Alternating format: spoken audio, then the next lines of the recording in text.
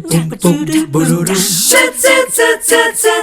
morning and happy Thursday. So nice to have you join us this morning for 3+U. This week is going by quickly, so if you are like me and Valentine's Day is kind of sneaking up on you next week and you're not quite sure what to do about it, this could be your weekend, especially if you're looking for something fun and different to do on Valentine's Day. The Chattanooga Zoo definitely has you covered with their Hearts and Hisses event happening this Saturday afternoon.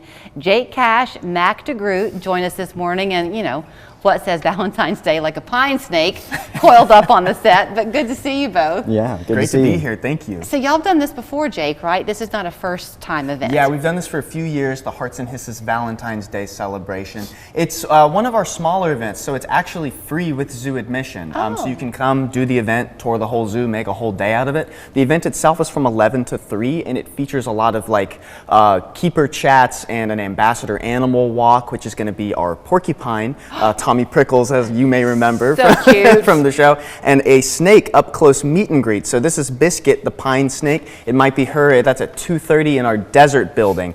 So lots of fun opportunities to learn more about our animals, get up close with a few of them, do a scavenger hunt, activities. There's all kinds of really cool stuff going on. All right, so Max, I want to talk to you about Biscuit, because when you took her out, who's the she? Yes. When you took her out of her carrier, she was a little bit wiggly, but I guess she's gotten happy with your warmth now, right? Right, yes. She's probably soaking up some of the warmth that I've got. I'm just basically a big heating blanket in a sense. But yeah, so in a new environment, she's going to be a little bit wiggly. But also, she is one of our snakes that moves a little bit more than some of the others. And she's a pine snake, which makes me think that she would be very indigenous to our area. People might see these in the woods? Yes, absolutely. So they are native to Tennessee, Gulf Coast regions. There are some that even range all the way up into Virginia and New Jersey, believe it or not. But yeah, they are a local species. A lot of people won't see these, though, because they are fossorial in a sense, which means they spend a lot of their time underground in burrows, buried. So, you know, if you check out her face, you'll notice that her nose is a little bit upturned, and that's kind of to help her dig in a way. So they spend a lot of time digging, a lot of time underground. So they're very they're hidden a lot of times, so it's hard to see them. She's beautiful. I mean, I was telling you off camera, it's funny, whenever there's somebody on with a snake and people will, you know, talk to me about it, and they'll always say, how did you handle not being afraid of that snake? One time, Darty brought a python from the zoo, and I was afraid of that snake. But they're fascinating, and we need them, right, Max? Yes, yes, they are fascinating. I mean, obviously, they're my first love, but you know, we do need them because they are the best form of pest control. Honestly, we would be overwhelmed with rats and mice and things like that if we didn't have snakes. And so, if you have snakes around your house, yes, that means that you have food for them, but that also means that you're most likely not going to see them. You know, those pests in your house. Talk about her coloring, because the fact that when you go to Hearts and Hisses, you have a chance to get up close and see her. I mean, I know you must be loving this about your job, Jake.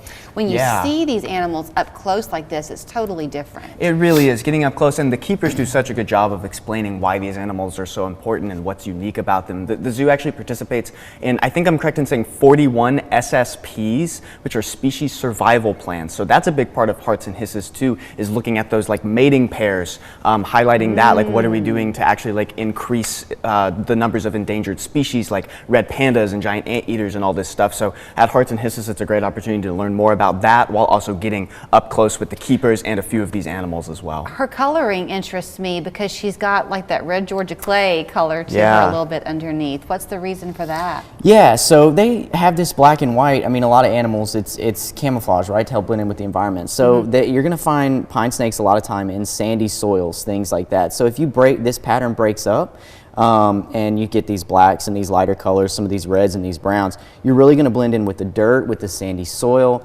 From above, you're going to look like just, you know, to a raptor or something like that, predator that might want to try to come get you. You might just look like the floor of the forest, right? So that's sort of the main reason for that coloration. How old is she?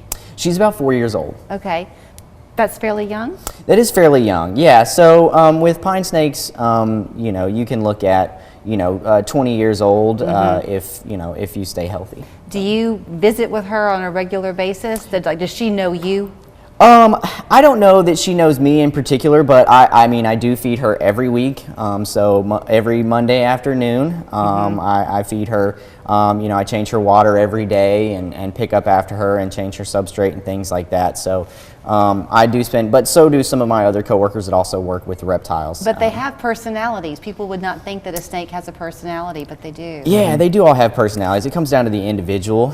Some snakes are a little bit more willing to be handled and kind of, deal with that touch, and some are a little bit spunkier. She's actually one of our more spunky ones, but she was in a good mood this morning. She's behaving for the camera. And wanted to be on participate. TV, Yeah, absolutely. yeah. Okay, Right. let's talk about then the event. So you come to the zoo on February 10th, which is, that's right. This Saturday. Yeah, this Saturday. Yes, February 10th. All of a sudden, I was panicked. So, well, once you're in the doors, in the gates, you get to go roam around, enjoy like you always would. Exactly. But then just watch for these special things taking place. So the scavenger hunt, is that Yeah. something for everybody? Yes, absolutely. I mean, the whole thing is basically just like an extra fun, extra enriching day at the zoo. So the Hearts and Hisses starts at 11. The zoo opens at 9. The event starts at 11.